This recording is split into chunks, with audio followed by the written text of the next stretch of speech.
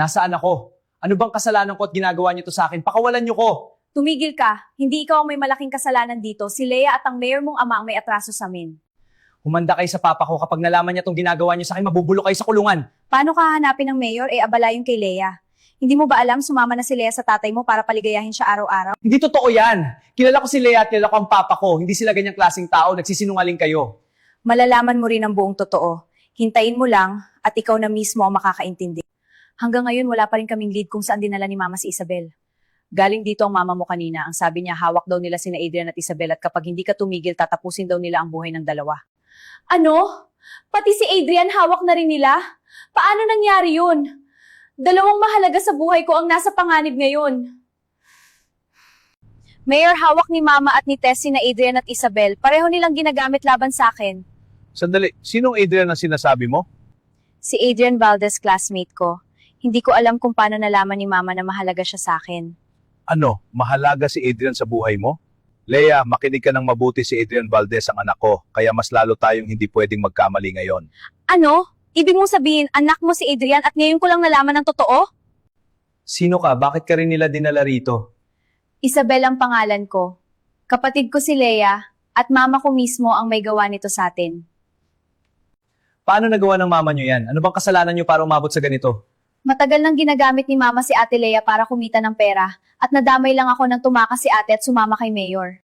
Kaya pala laging malungkot si Lea sa school, pero bakit pati si Papa ang nadamay sa gulong to at bakit sa kanya pa siya sumama?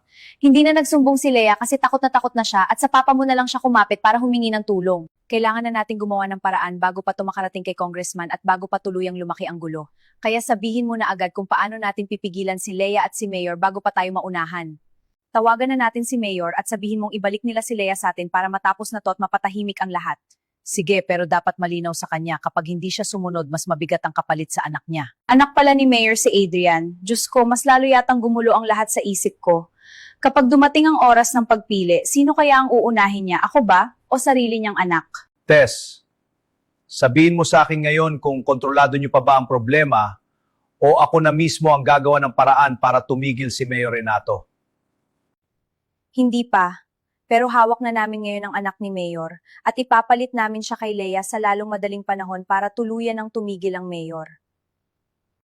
Hindi niya pa alam na ako ang nasa likod ng sindikato at isang utos ko lang kaya akong gumuho ang buong mundo niya. Lea, kailangan nating malaman kung sino talaga ang utak ng sindikatong to dahil nasa kapahamakan ng anak ko at kailangan ko siyang mailigtas. Sasabihin ko ang lahat ng alam ko, Mayor, basta mailigtas natin si Adrian at si Isabel. Si Tess lang ang kilala ko, Mayor. Siya lang ang nakita kong laging may hawak sa kilos ni na Mama. Kung ganon, posibleng may malaking tao sa likod ni na Tess at Myrna at kailangan kong malaman kung sino bago pa mahuli ang lahat. Ihanda niyo ang buong puwersa ng kapulisan. Kailangan nating mailigtas ang anak ko, pero maghintay muna tayo ng tawag ng sindikato bago tayo kumilos. Hindi natin isasauli ng buhay ang anak ni Mayor kapag hindi niya isinuko si Lea sa atin. Tingnan natin kung sino ang mas uunahin niya, si Lea o ang sarili niyang anak.